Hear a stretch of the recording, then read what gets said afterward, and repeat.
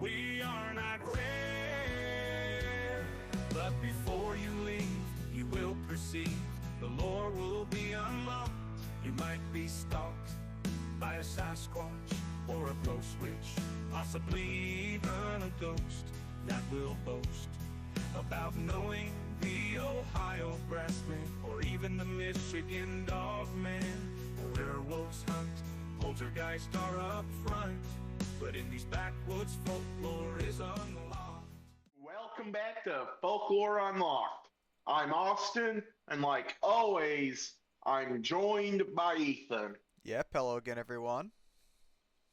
And this week, we are taking a look at a little bit of mythology that I guess inspired one Pokemon move, like we took a look last week,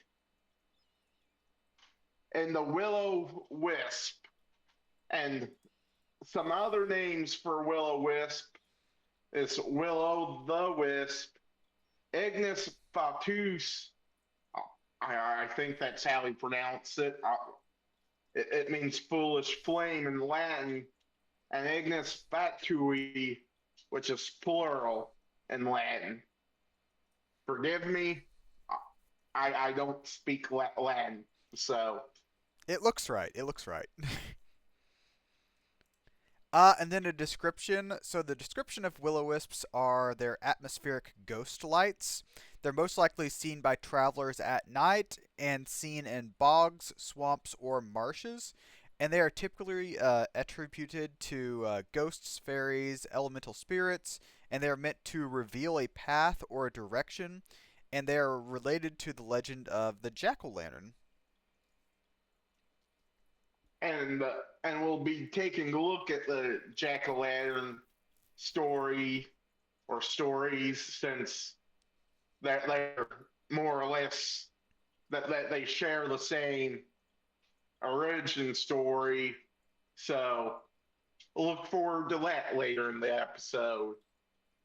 And they're portrayed as dancing or floating in place until noticed or followed, and they'll fade or disappear once this happens. Now, the origins, there's a few different origins for these, but the protagonist is usually either named Will or Jack, and they're cursed to haunt marshes with a light for a misdeed, and the misdeeds can vary. And in the first example we'll go over is K.M. Briggs' version, which is a dictionary of fairies. The story centers around a character named Will Smith. No, not that Will Smith. Not the comedian, actor, and rapper Will Smith. And no, not the Los Angeles Dodgers catcher Will Smith, but a different Will Smith. Will was such a twisted blacksmith that he gets rejected by St. Peter at the gates of heaven and is given a second chance. And he squanders his second chance so badly that he gets doomed to wander the earth. And the devil provides Will a singular piece of burning coal to keep him warm. Will proceeded to use the light of the coal to lure travelers into marshes, I'm guessing to their untimely demise. How bad of a person can you be to squander your second chance and get doomed to wander the earth forever? I don't know how you could do that. So badly that the devil doesn't even want you in hell, but has pity for you, so he gives you a piece of burning coal.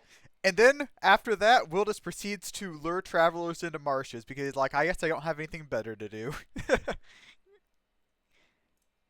And then we have the Irish version here, which is in a few different parts, but it centers around a character, either Stingy Jack or Greedy Jack, who's a local never do well. And the devil tries to collect his soul when he dies, and Jack proceeds. Well, I guess before he dies. But anyways, Jack proceeds to trick the devil by asking him to turn into a coin so he can pay for his last drink. The devil, of course, he's like, okay, sure. And Jack places the devil's coin in his pocket next to a crucifix, which in return, for an extra 10 years of life, Jack lets the devil go because the devil can't turn back into himself while the crucifix is near him.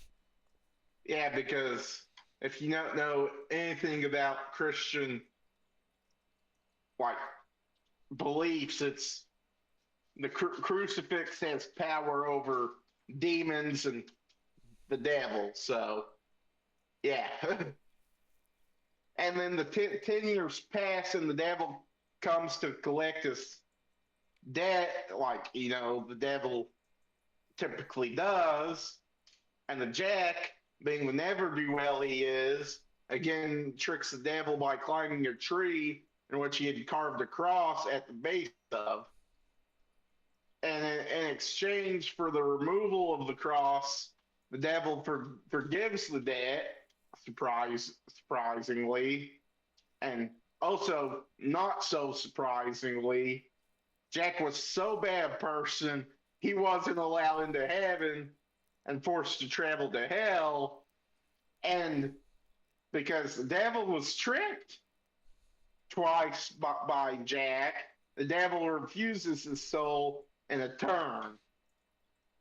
I will say this. I have to appreciate that Jack could trick the devil not once, but twice. And then he was like, you know what, Jack? You're too bad for heaven. You tricked me twice. Screw off. uh and then the devil, of course, grants Jack an ember from the fires of hell to provide light the way through the twilight world, in which all souls, lost souls, are cursed to do. And then Jack puts the ember into a turnip, which is again kind of like the jack-o'-lantern lore. Well, that's where we get pumpkins that start out as a turnip and then eventually pumpkins. Mm-hmm. Therefore, jack-o'-lanterns. And there's even a Mexican version of the will-o'-wisp. And in these legends, the lights are witches or locations of gold. Personally, I want it to be locations of gold. Now hold on, okay? This could just still be Jack trying to trick you into the marsh, okay? With the location of gold. So I still wouldn't trust it. I don't know.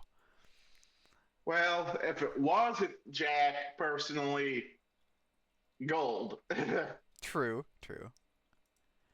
And the scientific explanation, which in 1776, Alessandro Volta proposed that they were a combination of natural electrical phenomena, like lightning interacting with marsh gases.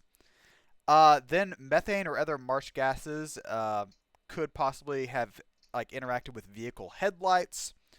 Then there is chemiluminescence, which is caused by the oxidation of phosphine and diphosphine, and methane, which produced organic decay. And phosphine and diphosphine mixtures can spontaneously ignite on contact with oxygen in the air. So basically what it is like, oh, there's two different little compounds there that when interacting with air can ignite, and there's also methane around, which is very flammable. So whenever these would interact together, it would create like a ball of fire or light. And then personally, the fun explanations: ghost, fairies, or elemental spirits. Those are the explanations that I want to believe in because they're a lot more fun than the scientific hoopla. I don't know what you're talking about. I think the science one's pretty fun. But yeah, I do agree that like the fairies, ghosts, and elemental spirits, they're interesting. Yeah. But on to our thoughts, I do think it's probably just headlights from vehicles and or a combination of electrical phenomena like lightning combined with marsh gases. So yes, I'm going the band route. But you said it wasn't fun. It's not as fun, but it's the most logical reason. Yeah, I agree. Since they're in bogs and swamps, usually the wisps, there is a very, very good possibility that is just the swamp gases like methane creating the light. Like we said before, the phosphine and diphosphine can create like sparks or light the methane, which would not last very long because there's not a ton of methane coming out. So it would just be kind of like they said, you look at it and it disappears because it wasn't there for very long. And we know that swamps and bogs do create quite a bit of methane. So I think it's just the swamp gases. As I learned in Shrek. True, true. But I think that's all we've got for this week. Next week, we are taking a look at a more Mexican story in La Llorona. So join us next week. Any last words, Ethan? Notice. Thanks for watching, everyone. Well, thanks for watching. If you're on YouTube, drop us a like, comment, and subscribe. If you're listening to Spotify, drop us a follow and a comment, and we'll see you next week. Yep. Bye, everyone. You might wake up beside Spearfinger with an extended visit from Jack the Ripper. But if you're lucky, it'll be an angel on that range hill of Louisiana. You might meet Mary Laveau or the Rougarou.